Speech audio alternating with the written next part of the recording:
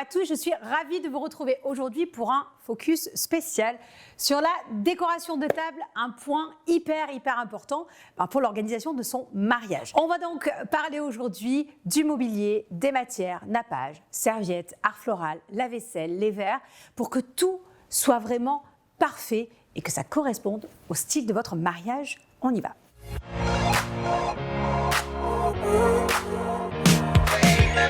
En ce qui concerne le style ancien, vous allez opter pour un univers qui est parfaitement léger, rempli de simplicité et tout plein d'authenticité. Et vous allez pouvoir vous amuser avec des matières brutes, des matières naturelles pour pouvoir justement atteindre ce style ancien.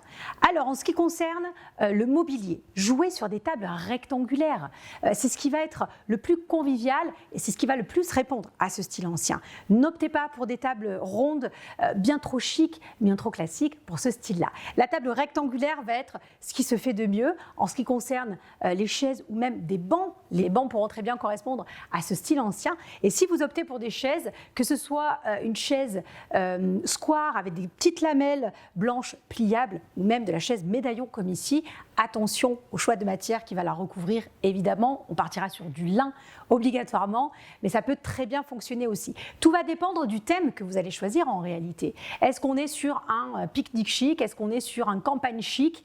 Le côté chaise médaillon pourra venir accompagner ce côté chic. Dernier conseil en ce qui concerne la dimension de votre table. Que vous ayez 6 ou 8 personnes, attention surtout à la largeur. Prévoyez au moins 1 mètre de large pour pouvoir avoir vos centres de table, votre vaisselle, votre verrerie et aussi des bouteilles que le traiteur va ensuite apporter et être complètement à l'aise. Il y a beaucoup de choses finalement qui se posent sur une table de mariage, donc pensez-y. En ce qui concerne les matières, on a dit matière naturelle obligatoirement. Le bois est effectivement la matière première à utiliser, notamment au niveau de la table. Qu'elle soit bien brute, bien esquintée un petit peu, on va sentir le vécu et le côté justement ancien. Il n'est pas obligatoire d'avoir de nappe pour un style ancien. Jouez justement encore une fois le côté très authentique, mettez la vaisselle directement sur la table, faites ressortir le bois. C'est là où vous allez trouver le charme du côté ancien et c'est ce qu'il faudra faire.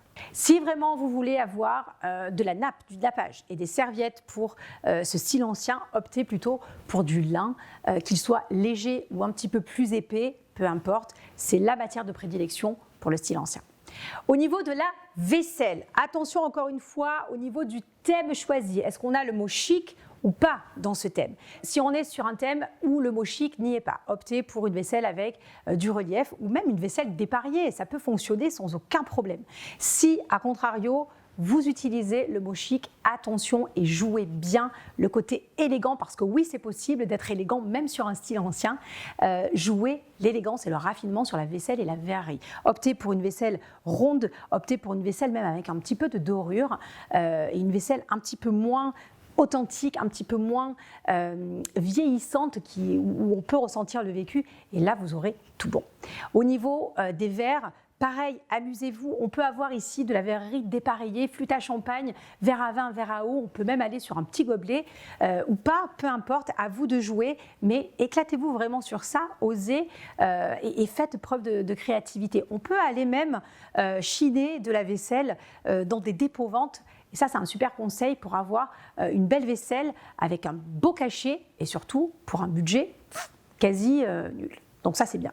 Au niveau des couverts, évidemment, on ne va pas sortir toute l'argenterie. On n'est pas du tout sur ce thème-là. Soyez encore une fois axés sur le côté matière. Des couverts en bois, comme sur cette table ici, avec les manches en bois, ça peut très bien fonctionner.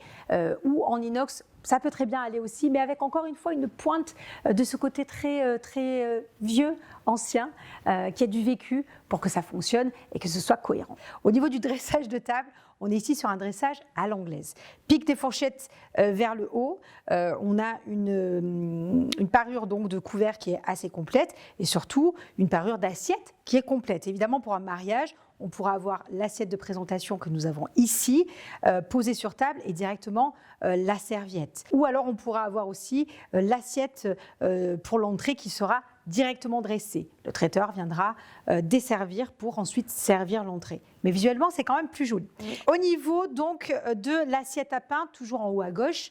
Ensuite, au niveau des verres, on est sur un dressage ici à l'anglaise avec la flûte à champagne, verre à eau, verre à vin, qui sont vraiment alignés horizontalement. Au niveau de votre centre de table, évidemment, vous allez devoir faire des choix au niveau des fleurs, mais aussi au niveau des contenants. Et le contenant doit être évidemment associé au style de la table, au style de la vaisselle et être cohérent évidemment à votre thème.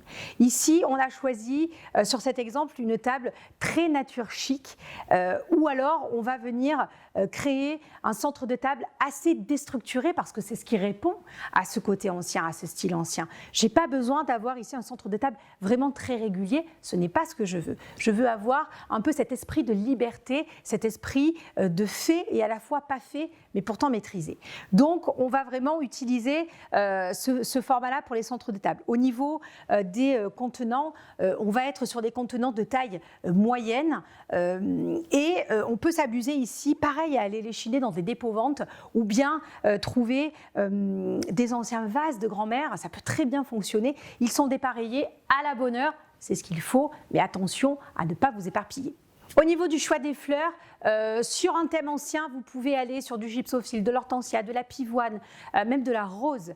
Au niveau du feuillage, l'eucalyptus, comme ici, fonctionnera très bien, le ruscus aussi. Tout va dépendre, attention, de la couleur que vous allez choisir. Sur un style ancien, on va travailler sur une palette très pâle, sur des teintes très naturelles. Alors, pour rappel au bois, très marron et teinte de terre, vous allez pouvoir marier ça évidemment avec du vert ou des roses très pâles qui fonctionnent très bien. Évidemment, le blanc ira aussi, mais attention, teinte très claire, pas sombre du tout et qui soit vraiment très pastel.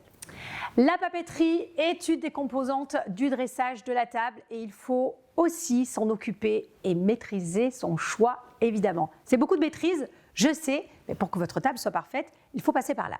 La papeterie, donc, ça veut dire le menu, ça veut dire le marque-place, ça veut dire le nom ou le numéro de table. Donc, vous devez vous en soucier et faire forcément un choix qui soit cohérent avec ce côté ancien. Ça veut dire que le papier va être à grains, le papier va avoir du caractère, va avoir un vrai cachet. On va pouvoir utiliser une typographie bâton ou avec un tout petit peu d'arabesque, mais trop point n'en faut parce qu'on doit conserver le côté simplicité. Les accessoires à poser sur cette table, et je veux dire par là évidemment les bougies. On ne fait pas une table de mariage sans bougies, que ce soit des petits photophores comme ici ou alors des bougies un petit peu plus grandes ou carrément sur des petits bougeoirs.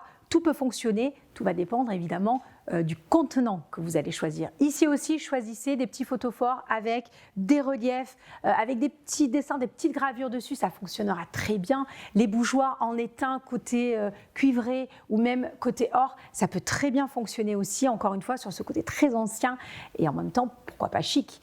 Mais on n'oublie pas les bougies, s'il vous plaît, une table sans bougies, c'est no way. Le dernier point, l'aménagement de vos tables. Optez pour des tables banquées sur un style ancien, ça fonctionne très très bien. Et c'est très joli, très tendance et ça offre une très très belle perspective. Attention à ce que tout soit bien aligné pour que le photographe puisse vous offrir des clichés qui mettent vraiment en valeur votre table. Sans ça, vous n'aurez pas l'effet escompté et ça serait dommage. Je viens de vous délivrer tous mes secrets pour avoir une table parfaite, du mobilier à l'art floral, à la papeterie. À vous de jouer, c'est votre mariage, c'est votre jour J. Faites preuve de créativité, d'inventivité et surtout, soyez cohérents et faites preuve d'harmonie.